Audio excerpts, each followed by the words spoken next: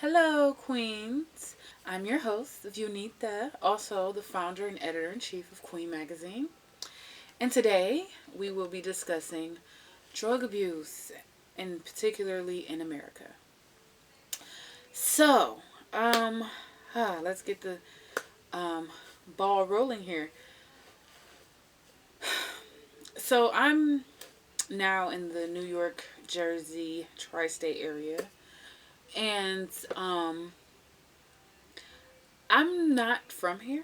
I'm from Detroit, Michigan. Okay. So I just remember growing up, like, none of the adults in my family used, like, opiates or any hard drugs. I did have relatives who, like, would drink alcohol on holidays and stuff like that, but nothing serious, like, But I was exposed to drug addiction because when we would drive, we lived in a good neighborhood, but when we would drive and we might have to stop at a gas station somewhere, I would see drug users, or they call them crackheads, basically begging for change. And some of them will steal from stores and they will try to sell something that they stole, that kind of thing. So I thought that was pretty sad, as a kid, being seeing that. I never thought that drug abuse or drug addiction would be something that I would ever have to deal with. Also, the schools that I attended, in elementary school, they had a lot of assemblies where at black schools they were going around the country, and majority black schools having assemblies about drug addiction, and they would talk to, like, people who recovering addicts would talk to the students about drug addiction and how they were able to get clean and what life was like for them when they were addicted to drugs. And it was very sad hearing some of those stories. Some people had experienced physical um, defects from drug use, and some of that stuff was permanent. So, yeah, for me, drugs has never been a laughing matter or something that's fun to partake in. However, I remember when I was in high school, I went to a school that was further out in, like, the suburbs, where there, because I'm a city girl, but that was further out in a more populated, Caucasian populated neighborhood. And I went to a very diverse school. We had a little bit of everything represented, from Middle Easterns, a lot of Arabs and Chaldeans. We had um, Indians, Bengalis. We had Koreans, Japanese, um, Caucasians, of course, Americans, Russian, and African Americans, and very small population of Africans. um, but nonetheless, um, you know, I was never really exposed to it at that time. So when I was, like, a senior in high school, one of my friends um, invited me to a party where they were crushing up white powder on the table and snorting lines and that kind of thing. And I completely freaked out. Like, I come from a black family from Detroit. Like, my family didn't shelter me from the truth. Like, I remember when I was a kid growing up, I saw New Jack City, and I remember Chris Rock's character, Pookie. I cried when he died. Like, you know, um,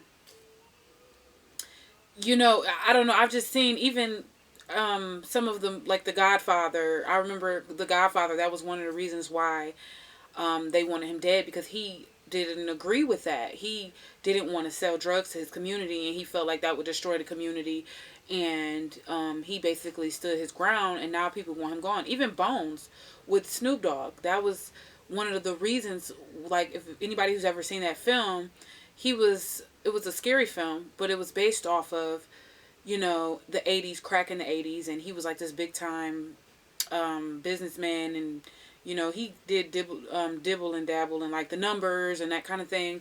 So he wasn't completely legit, but he was against the drugs, selling the drugs to his community, and so they killed him. Um, and he came back and haunted the building that he owned or whatever, and it was a big deal. Anyway, I digress. Focus. So one of the things that um, for me, seeing all of this growing up and having conversations with my father and remembering all of the teachings I've had, that was something that you just didn't do. Like, so now here I am, and it's majority white kids that's participating in this behavior, and I freak out. I'm like, whoa, what are you guys doing? What? And they're like, oh, well, it's just Xanax. It's not that big of a deal. To me, that's a big deal. You're snorting. Why if you're prescribed Xanax, why don't you just take it the way the doctor prescribed to you? Why are you snorting it up your nose? That's weird to me, right? Um, I'm like, I'm from Detroit. I'm like, I'm from the hood. Like, we don't do that. What are you doing? Have you never seen a crackhead before? Like, and this is like the conversation we're having, right? And um I'm sorry, that's not funny. My reaction was a little funny, but I think people who suffer from drug addiction, I don't think it's funny at all.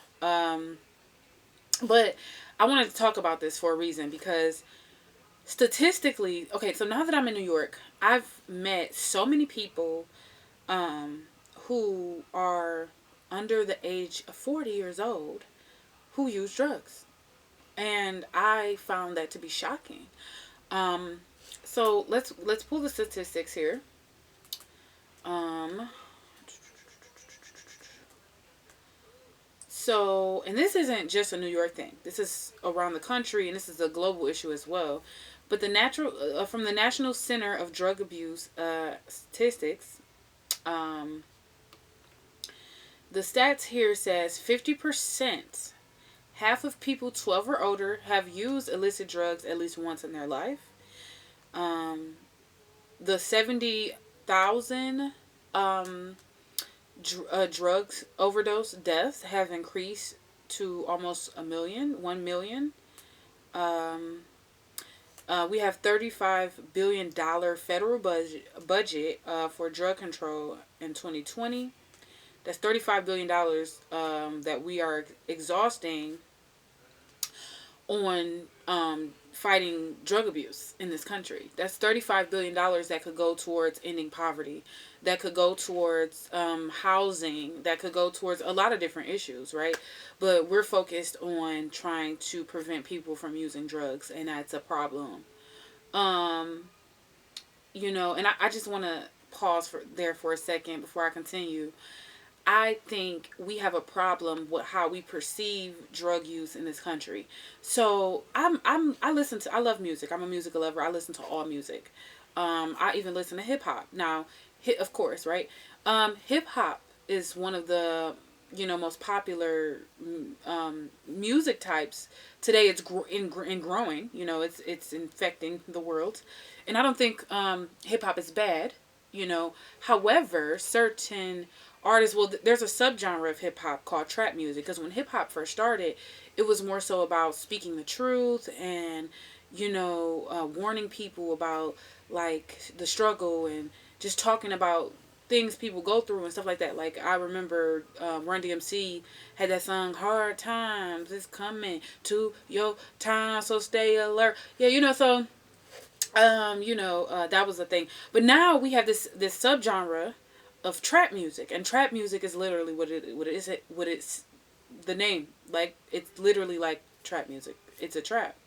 So certain artists who make trap music make music that is mind numbing and is very and it encourages negative behavior in our society. So it encourages drug use, it encourages prostitution, it encourages all of these things, right?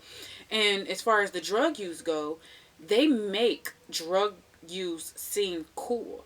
Like, that's a cool thing to do. And a lot of these artists aren't even using drugs. If this person was popping Percocets and Molly and, sipping lean all the time like they claim to, they would not be successful in life. They would not be that successful. Because what I've studied from people who suffer from drug addiction is they do not have the energy or the ability to stay focused. They do not have the energy or ability to work more than 12 hours in a day, or even 12 hours a day. They have a hard time networking with people because of cravings, and trying to fight those cravings. I've witnessed someone suffering in New York. I witnessed someone suffering from withdrawal, and they were trying to fight and shake a drug, and they were literally making like loud noises and screaming, and they were in a lot of pain. And I felt so bad for that person, but it's so normalized, and to the point where I remember I was walking down the street one day and I seen this lady butt naked just laying in the middle of the street, and she looked dead. And it was people standing around her. It was a police officer standing around her, and I'm like, is she okay? And they're like, yeah, we're waiting on the ambulance. We don't really know. It's what the police officer said. She doesn't really know, but we're waiting on the first responders. And I'm just like, oh my God. At the time, this encouraged me to get trained in administering the Narcan, which is basically a way to, it's kind of like a shot of adrenaline, but instead of stabbing them in the heart with a needle, you're shooting up something up their nose to wake them up and get the heart back pumping. In the case that someone overdosed, I am certified to be able to help revive them. That was what encouraged me to do it, because you never know what you might run into in a city, and it would be nice to save a life. However, I think they romanticize drug use. They tend to, and this isn't just hip hop. I can't blame just hip hop. Even in pop music, and I hear them talking about stink partying, living like it's your last day, drinking, popping pills, and doing coke. I've heard it all. In a variety of different genres. So it's not just hip hop and trap music. This is coming from all over. This is a full circle issue. And it's okay to party. It's okay to turn up and have fun. But like, you have to think about your life still. You still want to you don't want to have regrets. You know what I mean? Like, literally, don't live your life thinking about how embarrassed you were about how you behaved the night before. Or, you know what I mean? You should go out. I feel like a queen never is seen drunk and belligerent, like literally out of it. Even if you are at a party and you decide to have a glass of wine, that's fine to get a little buzz, okay? But you don't want to get drunk and you're throwing up, and it's just not a good look. It's not cute. You have to, first of all, you have to always be aware of your surroundings, especially as women. We have to always be on the lookout for predators and to protect ourselves, because there are people that will put something in your drink. You have to monitor that kind of a thing. So you need to be aware of that. So, and if you want to, it's your birthday, you want to get a little bit extra, have a couple drinks, you know what I mean? Just make sure you have people that you can really trust around you, you know what I mean? And still watch your drink. But, there's nothing cool about being a crackhead. And I'm using this terminology. I know it's offensive, but sometimes I think people need to be offended. Because when you're offended, you feel guilty and bad about certain things. And I feel like us victimizing certain people and stroking their wounds, and no, we have to give tough love. It is what it is. There's nothing cute about being a crackhead. There's nothing cool about being a crackhead. There's nothing cute about being drunk and slurring your words, not being able to speak, falling around, your dress falling up, you can see up your skirt. There is nothing cute about that. That is raunchy and slutty and just trashy. Like, no.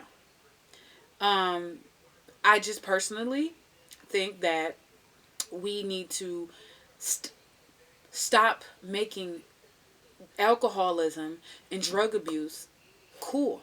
Can we not make that a thing? That's not cool at all. Can we make being a boss? That's cool. Let that be cool. Being responsible, that's cool.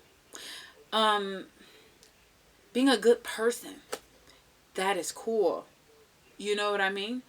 Being morally sound, that is cool. Not being addicted to drugs, not being a misfit, as far as not necessarily saying you have to fit in with everyone. You it's okay to march to the beat of your own drum, but have your head on straight.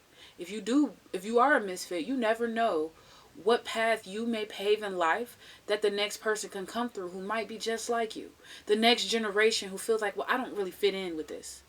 And the only examples I have of people like me, they're all strung out and doped up on something. So maybe I should do the same thing. No. Be who you are and be strong, powerful, and positive no matter what. And so that's what I have to say about drugs. We're going to go over some more of these statistics here. 1 second. And again, that is from the National Center of Drug Abuse Statistics. Okay. So, 17% of females use illegal drugs or have misused prescription drugs in the last year. So this is something that, and 22% of males have illegally used drugs and misused prescription drugs. So this just goes to show you that both sexes are affected, but we're focusing on females here because this is Queen. Let's see here. But here's the thing: if you know a man who may be suffering from drug addiction, or anyone really for that matter, it's important that you try to get them some help, or kind of help them realize their issue before it gets out of hand, especially with alcoholism, because it's normalized in society.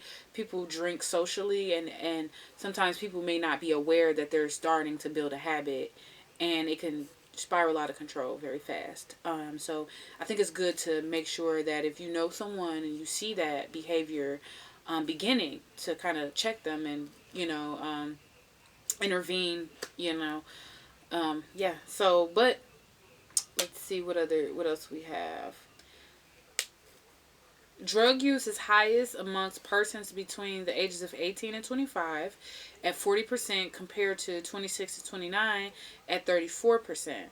So that's a 6% difference. So basically, between the age 18 and 25, that's when people really like experiment a lot, and start to build habits. 26 to 29, that's when they kind of own up, like just kind of decide to live a certain lifestyle. So those are good ages to be aware, and protect one another. 70% of users who try illegal drugs before the age of 13 develop substance abuse disorder within the next 7 years, compared to 27% of those who try illegal drugs after the age of 17. So, with that being said, definitely, you want to make sure you're on your children. Or if you're a kid out there and you're listening, do not try anything before you're of age. Okay? Let's just be clear. I know people kind of make it seem cool in high school, like, oh, I had something to drink, I smoked a little joint, I did this, I did that, but no.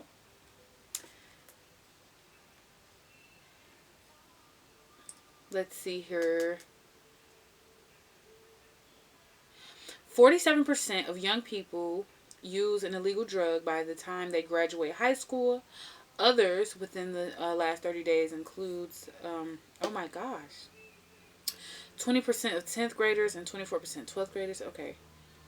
Let's see what else we have here. Okay, so that's basically the ones that I feel like need to be shared the most. Um, let's see. Now, marijuana is a drug that they've said was is a gateway drug to other drugs. Now, this is true and it's not true at the same time. The thing with marijuana, and I urge people to be aware, is that you don't always know what. Well, now that we have dispensaries, it's a little bit more clear, but it's still not completely clear on what is happening to the herb. You know what I mean? So, in the handling and things like that. So, you have cases where people have been laced, and this is happens more often than you think. But people have been laced, and sometimes drug dealers will put small amounts into someone's marijuana, and over time try to get them addicted to something uh, a little bit harsher, something that's more addictive, because now you have a definite customer versus someone who has a handle. So if you are a marijuana user, be very mindful and careful of who you purchase from, and make sure that they're upstanding business owner. Um, and there's some people who've talked about growing for themselves, but for the majority of people, I just really don't think it's a good idea, because people will lace you. And sometimes, a lot of times, it's the people that you smoke with that you think are your friends.